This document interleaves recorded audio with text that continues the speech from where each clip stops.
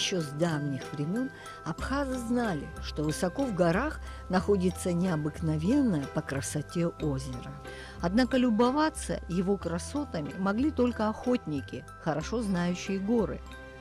Некоторые легенды из абхазского фольклора рассказывают, что в результате горного обвала горы Пшигишха образовалось это изумрудное чудо – озеро Рица.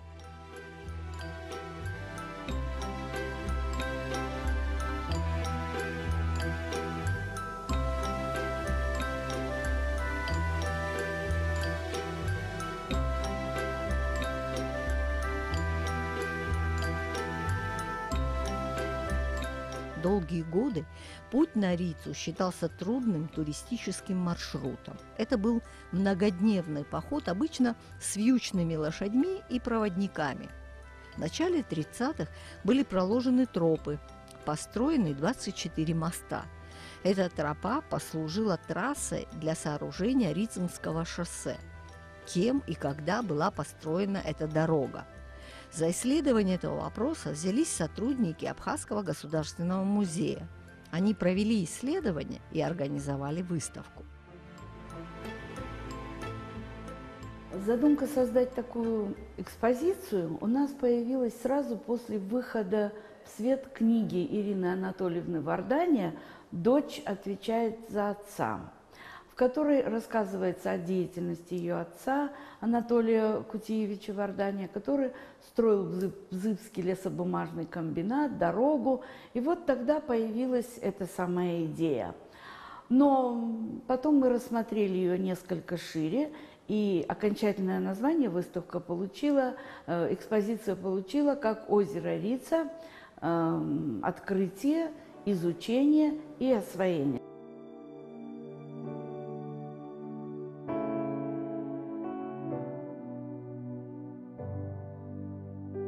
Впервые сведения об озере Рица появляются в публикации Бларамберга. Далее с хребта Цитук его описал ботаник Альбов. Топограф Сосели и географ Морозова-Попова дают более четкое описание местоположения озера Рица. Геолог Конюшевский и профессор геологии Григор, проводя свои исследования, уточнили координаты озера. Во всех путешествиях исследователям помогали проводники-абхазы, которые знали все тропы к озеру Рица. И только потом озером заинтересовались в Наркомздраве СССР Абхазии.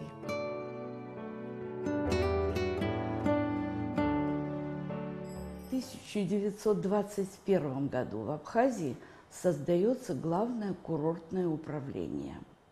С 1925 года его возглавляет Вианор Тарасович Анчабадзе, известнейший человек, хирург, который прошел войну 14 года, закончил Санкт-Петербургскую военно-медицинскую академию, награжден несколькими медалями, орденами, то есть достойный, заслуженный человек, который активно включается в работу по созданию и переустройству и обустройству курортов, уже существующих на территории Абхазии.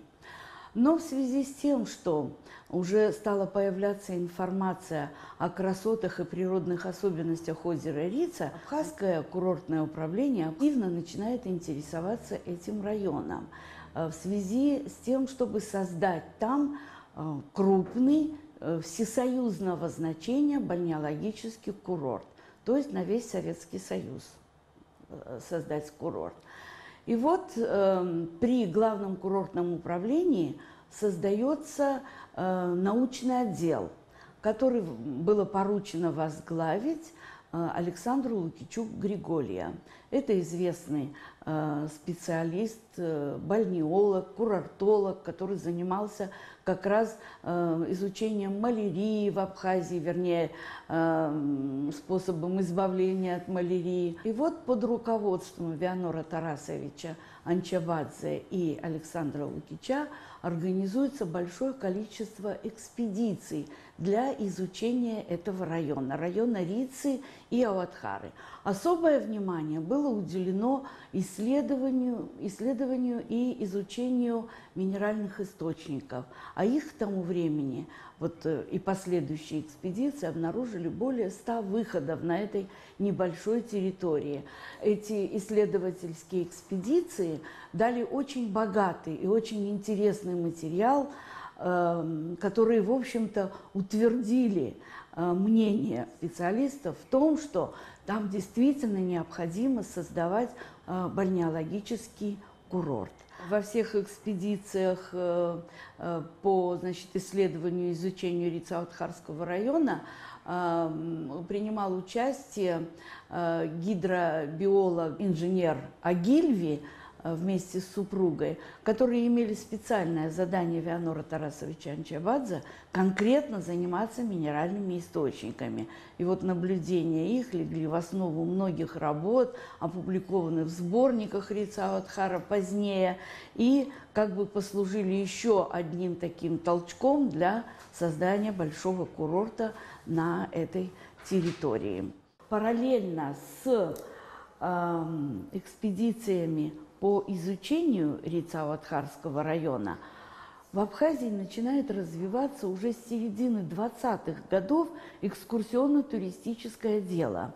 Открываются турбазы. Вот на фотографии, например, экскурсионная база в Синопе. Открываются государственные акционерные общества, советский турист, пролетарский турист и многие другие. В 29-30-й годы очень большое внимание уделяется развитию именно иностранного туризма, и в связи с этим начинается строительство дороги через Клухорский перевал, дорога Рица, берег моря Рица и Ауатхара дальше, Гагра Альпийская, вьючные тропы из Кадорского ущелья, село Ажара, и в Сванетию через перевал Хида, и вьючная же тропа из Срицы Ауатхары на Псху и в Сухум. Это вьючные тропы строятся.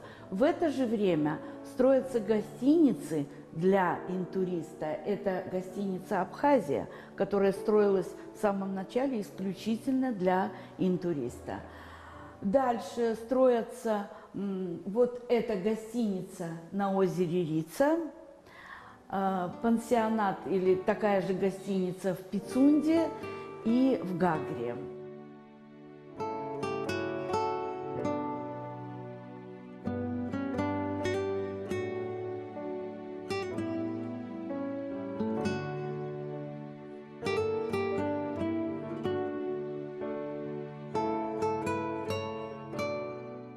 Параллельно с этим идут, опять же, исследовательские экспедиции в горные районы по изысканию горных троп, дороги, будущей дороги.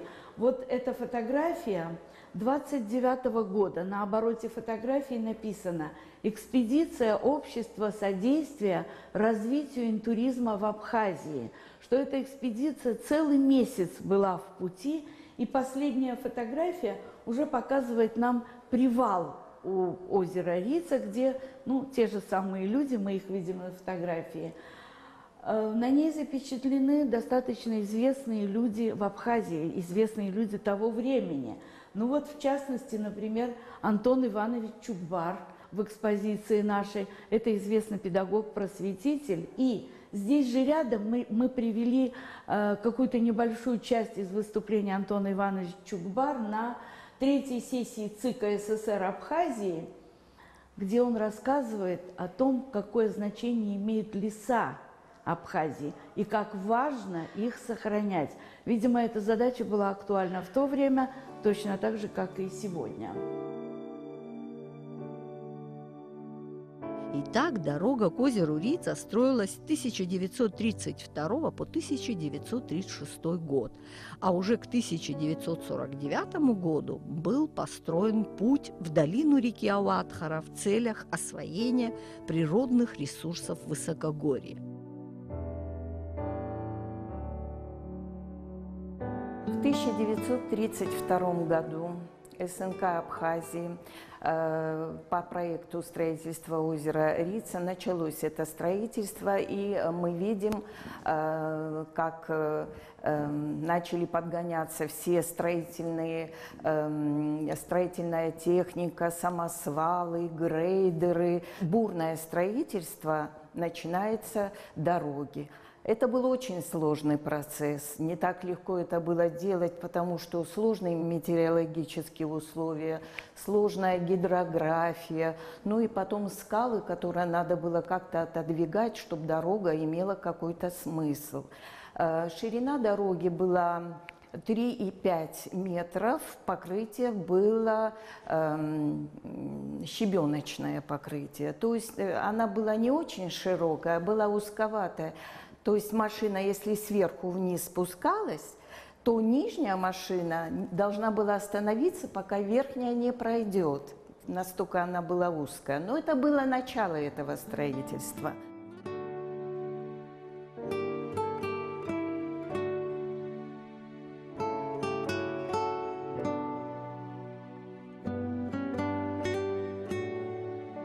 И вот сюда, в историческое село Абхазское Бзыпта, стала прибывать техника для строительства дороги и сами рабочие. Рабочие приезжали отовсюду, со всей территории России, со всех районов Абхазии. Это был и Ачимчирский район, и Шварчельские рабочие здесь были.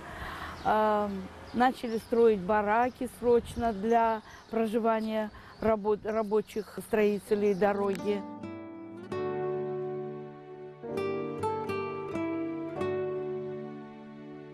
Мало кто замечал, но слева на въезде в Бзыбское ущелье высится белая скульптура мужчины. По нашим предположениям, это дань советского периода исследователям горных троп. Когда-то дорога, основная магистраль Новороссийск-Батум, проходя через территорию Абхазии, очень сильно петляла. Но в советское время, вот в середине 60-х, если я не ошибаюсь, ее реконструировали и выравнивали, если так можно сказать. И поэтому сегодня дорога проходит через новый мост, который переброшен через реку Бзыб. А мы с вами находимся у старого, старинного моста, который был построен с самого начала, когда только строилось это шоссе. Это вот знаменитый Красный мост через реку Бзыб. Очень красивый памятник, красивое сооружение. Посмотри, сколько там пролетов, не знаю, но... То есть это старый древний мост? Это старинный мост того времени, когда строилась первая трасса. Председатель Совнаркома Абхазии Нестор Лакоба уделял большое внимание вопросам курортного дела.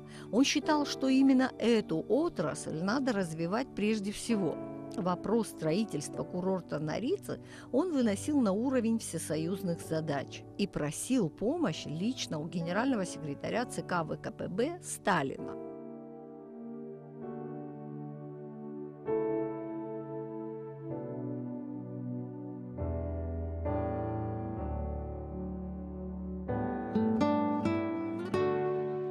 В 1925 году было принято решение на уровне правительства СССР.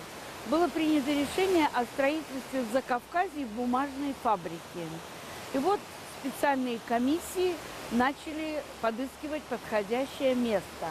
2 года исследовали Бзыбскую лесную дачу и нашли это место самым удобным и подходящим для строительства такого бумажного комбината. Это место оказалось на месте слияния рек Бзыби и ее притока реки Геги, где мы сейчас и находимся с вами.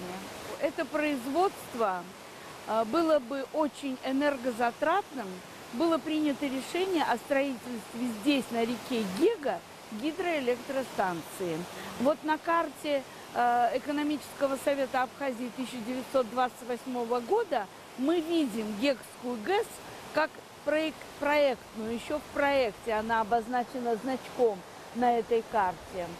Что же находилось бы здесь рядом с этой гидроэлектростанцией? Здесь находились бы самые и энергозатратные части Бзыбского комбината. Это древесно-масный и целлюлозный комбинаты, поскольку они требуют очень большого запаса и электроэнергии, и воды, собственно, самой для производства. Остальные части производства были бы расположены в Пицунде. Вода Бзыби, Геги давала бы энергию для этого производства, а сырье брали бы со всех ближайших склонов. Но, казалось бы, такая простая, лес рядом, бери и начинай работать, но эта работа была сопряжена с огромными трудностями. Во-первых, это было связано с тем, что здесь нет постоянно живущего населения. То есть людей, которые будут работать, надо как-то обустраивать, надо строить какие-то рабочие поселки, надо обеспечивать их пищей, какой-то техникой, пищу для скота, допустим, буйволы, на которых планировалось вывозить древесину с очень крутых горных спусков. Все это требовало строительства дороги, подъездной дороги. Эта же дорога должна была еще и пройти к озеру Рица для того, чтобы открыть туристические и курортные возможности этого удивительного места. Чтобы увеличить силу падающей воды для этой гидростанции, решено было прорыть канал длиной 4 километра от впадения Юбшары в Гегу до вот этого места сюда. И вот уровень падения воды должен был составить 110 метров. А мощность гидроэлектростанции, предполагаемой, должна была составить 10,5 тысяч лошадиных сил. Вот такой мощности электростанция планировалась. Для того, чтобы лес спускать неповрежденным, вначале планировались реки. Река Гега и другие мелкие, более мелкие реки, Юбшара, а потом они должны были идти в Бзыб.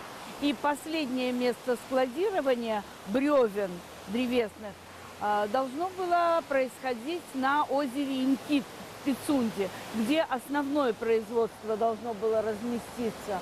Но наши реки настолько крутые, настолько быстрые и порожистые, что целыми эти бревна было очень сложно довести до места.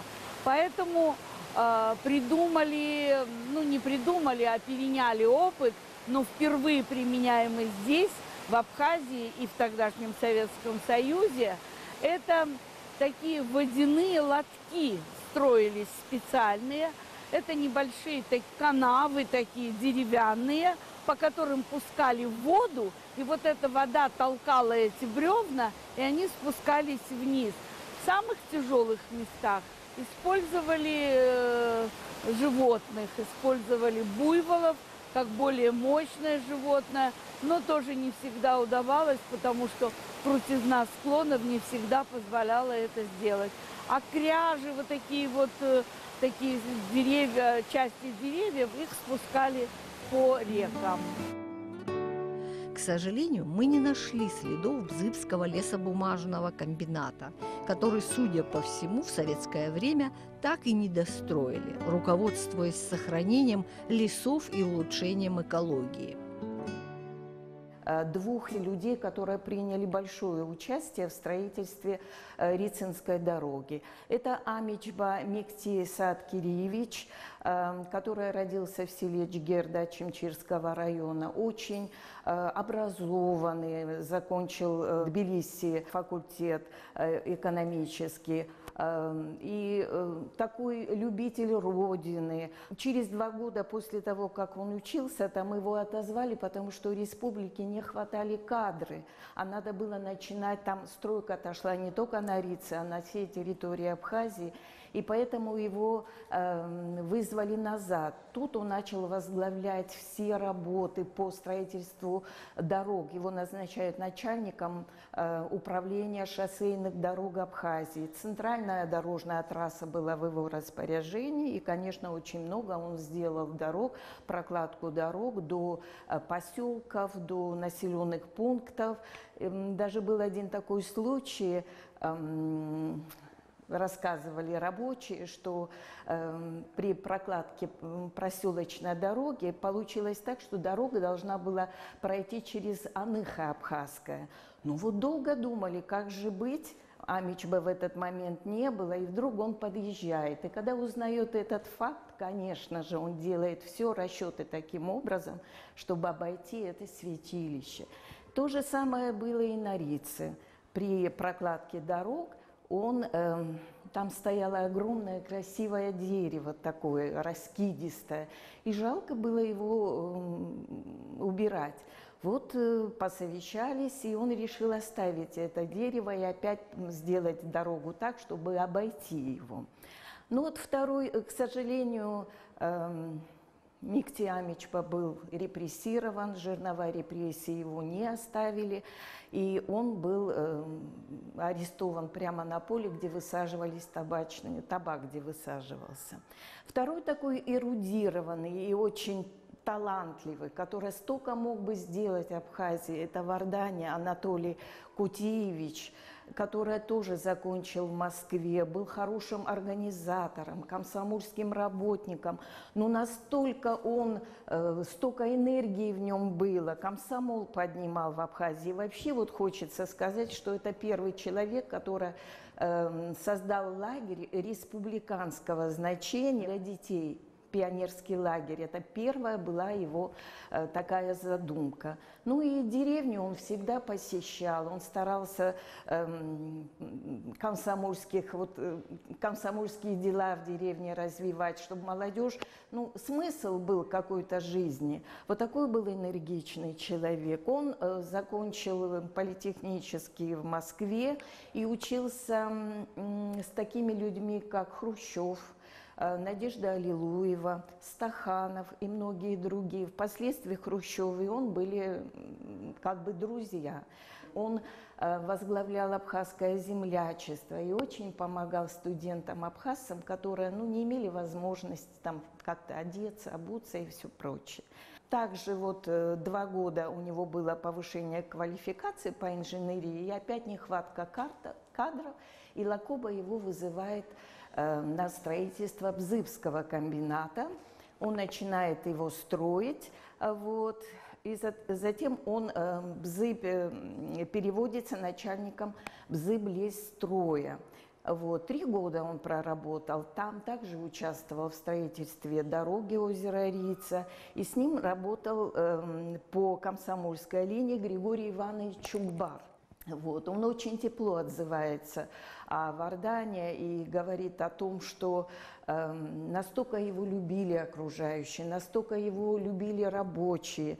И даже приводит один факт такой интересный, что техника не очень тогда была сильная, и пользовались арбами, буйволами пользовались. И эти каменные глыбы, которые встречались по дороге, различные бревна таскали на арбах. Вдруг буйвол перевернулся, и тут же на 2-й день донос на Вардане, как нерадивый человек. Это дело уладилось, конечно, и наша картинка, которая по рассказам Ирины Вардане, а у нее было это фото с этим буйволом, мы восстановили через нашу художницу и сделали такой рисунок.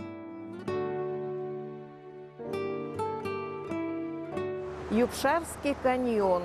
Его еще называют Юбшарские ворота, один из красивейших памятников природы по дороге на озеро Рица. 2 скалы настолько вплотную соприкасаются друг с другом, что расстояние между скалами 25-30 метров. Отвесная высота составляет около 500 метров. Но не все знают, что во время Великой Отечественной войны в 1942 году был издан указ о заминировании Юбшарских ворот, чтобы немцы не прорвались через эту территорию на шоссе. 7 месяцев ворота были заминированы, и только когда угроза миновала, в 1943 году в апреле, они разминировали их.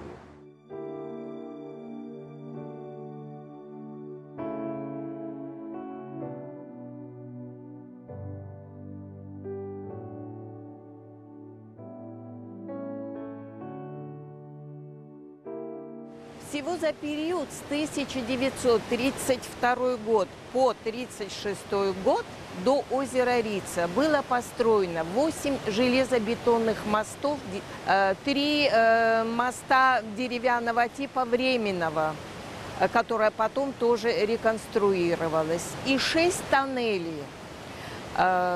Тоннели протяженностью были разной и разной кривизны. Строили тоннели рабочие московского метрополитена.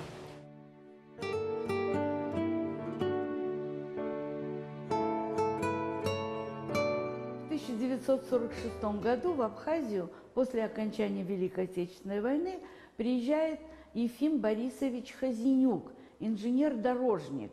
Война его застала в Польше, потом он воевал на Крестовом перевале, дальше шел следом за армией, и в конце концов его направили в Абхазию. Он приезжает в Гудауту. Вскоре туда приезжает его семья, семья остается в Гудауте, а он уезжает жить на Бзыт, потому что оттуда легче было добираться до Рицы, и дальше он приступил к строительству дороги на Ауатхару. По словам его дочери, мы живым его, к сожалению, не застали, он очень долгие годы работал потом в Госплане Абхазии старшим экономистом, до конца своей жизни он там работал.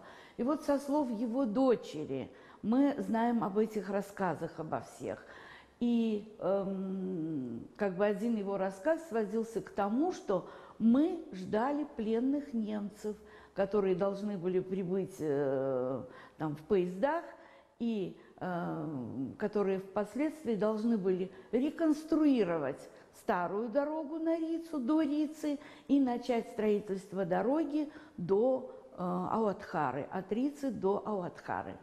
Но, несмотря на то, что некоторые авторы сегодняшние утверждают, что труд пленных немцев не использовался на строительстве Рица-Ауатхарской дороги, мы как бы имеем вот такое свидетельство. Более того, мы получили еще одно очень веское доказательство того, что действительно труд пленных немцев использовался на строительстве Рица-Ауатхарской дороги. В 1998 году абхазская делегация художников и министр культуры сопровождал их или возглавлял эту группу. В одном из городов, город Ханау, их остановил пожилой человек с плакатом большим. «Господин министр, остановитесь на минутку», было написано на этом плакате. Ну, не понимая, чего ожидать, наша делегация остановилась, и к ним подошел очень пожилой и взволнованный человек, который рассказал о том, что, будучи молодым, совсем молодым человеком, он попал в плен и был направлен в Абхазию вместе со своими друзьями. И вот он преподнес картинку министру Кисоу Хагба, преподнес ему картину, которую мы представляем здесь в экспозиции, и рассказал о том, что 10 июня 1948 года был его день рождения, и его друг, такой же инженер-строитель, пленный немец, нарисовал вот эту памятную картинку с изображением озера Рица, горы Пшигишха, очень милый такой симпатичный сюжет. Но интересно то, что эта картина написана на клочке бумаги от мешка цемента. Это вот крафт, серая бумага такая, на которой написана эта картина. Этот человек очень переживал, когда он передавал эту картину, потому что это память о тех днях. Это же все-таки не так легко было пережить, будучи пленным. Но в то же время он добавил, что Он хочет, чтобы эта картина вернулась в Абхазию, потому что он помнит тепло людей, которые помогали им выживать в этих тяжелых условиях.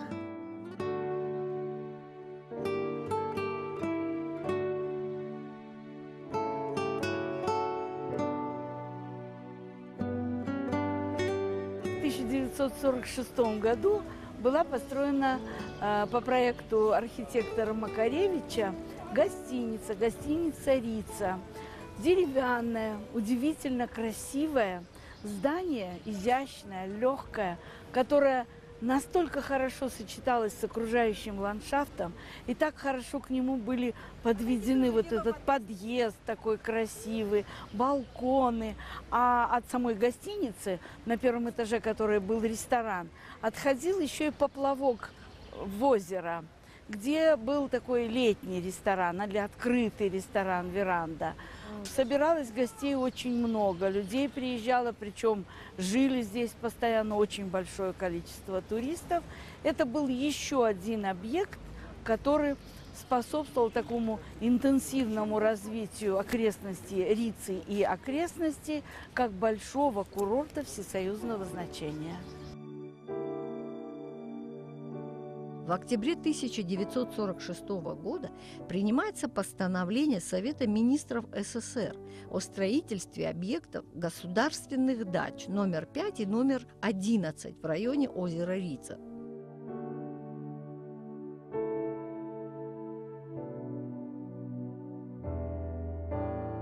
Начинается строительство дач с дачи номер 5 в восточной конечности озера Рица у истока реки Ацетук. Это одноэтажное цокольное помещение, выкрашенное в зеленый цвет. Дача и в настоящее время существует, то есть она есть на озере Рица. Строилась из разных сортов древесины с высокими потолками. По интерьеру ничем не отличалась от других дач, которые находились в Крыму, на Кавказе. На сталинской даче мало что изменилось с тех пор, как грозный советский диктатор отдыхал на берегу Рицы.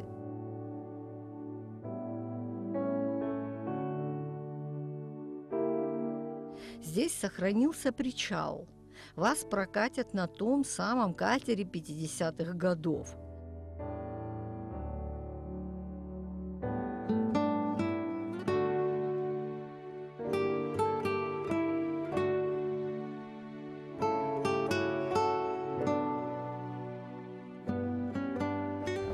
Уникальное место, что есть вот сталинская часть. Вот, Сталин проживал здесь, питание завозили сюда, проживал здесь, отдыхал. Были такие моменты даже с Мао Цзэдуном, когда они встречались. Но вообще история здесь большое имеет значение для нашей госдачи.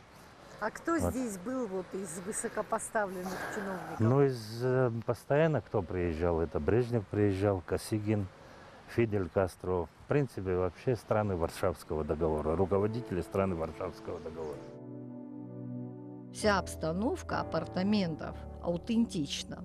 Массивная мебель, 3 спальни, приглушенный свет. Сохранился даже массажный стол. Говорят, что однажды Сталин пробыл здесь целый месяц. Свидетели утверждают, что Хрущев так и не смог переночевать в этих комнатах. Для него построили отдельный корпус. А госдача номер 11, она построилась у устья реки Лашипсе, и она был как мини-дворец в миниатюре.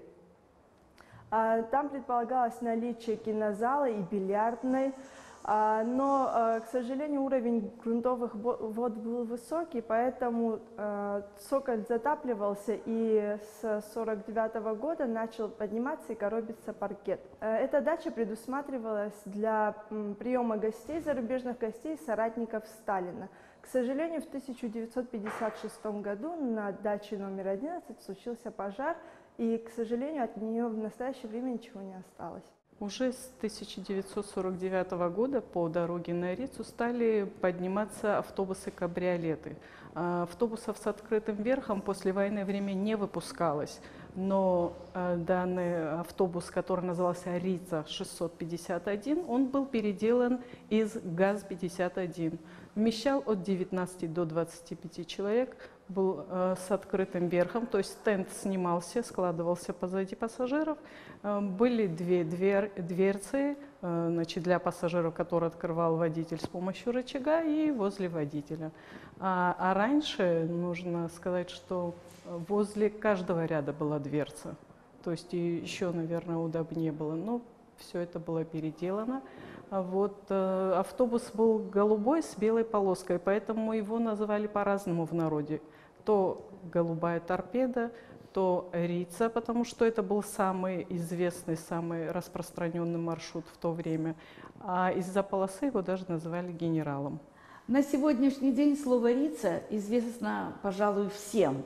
И оно стало таким брендовым, если можно так сказать.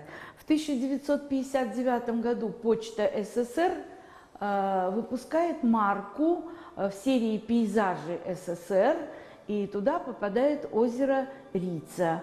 Шоколадные конфеты озеро Рица, фабрика Бабаева московская выпускает, причем разные модификации. Дальше туристические значки, это Ацетук, это Ауатхара, и Рица тоже была. Вот. Здесь же на стенде представлена серебряная пудреница с изображением гостиницы на озере Рица. То есть это название очень популярно и широко известно. Были две метеостанции, которые необходимы были в то время, потому что надо было следить за озером, надо было за погодой следить. И работал там Новопокровский со своей женой. Но условия были такие, что были тропы, чтобы добраться до них, а нужны были продукты, батарейки, все необходимые жизненные атрибуты. Жили они там 3 года.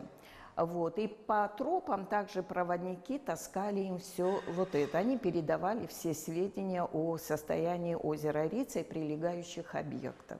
Но впоследствии в Сочи появился самолет-амфибия Шаврова. И уже легче было, прямо он приземлялся на озеро и привозил все необходимые там аппаратуру, батареи, продукты и все прочее. Метеостанции находились в устье реки Гагрипш и в устье реки Лашепсе. Ну и самолет тоже базировался почти вот в устье реки Лашепсе. А в 1936 году строительство дороги озера Рица было закончено. Это очень интересно тем, кто вообще не понимал, как строилась эта дорога, вот сколько энергии, сколько сил. А впоследствии репрессии были в отношении людей, которые и строили эту дорогу. Мы, когда эту экспозицию делали, мы проживали их жизнью. Вот, жизнью исследователей, жизнью проводников, жизнью этих людей. И мы понимали одно, это какой огромный физический труд, и какая любовь к своей родине, и какой патриотизм делать такие дела, особенно в 30-е годы, когда вся Абхазия буквально поднималась с ног. Дорога на Рицу неоднократно реконструировалась, строились новые мосты, и на сегодняшний день это самая популярная трасса на Черноморском побережье Кавказа.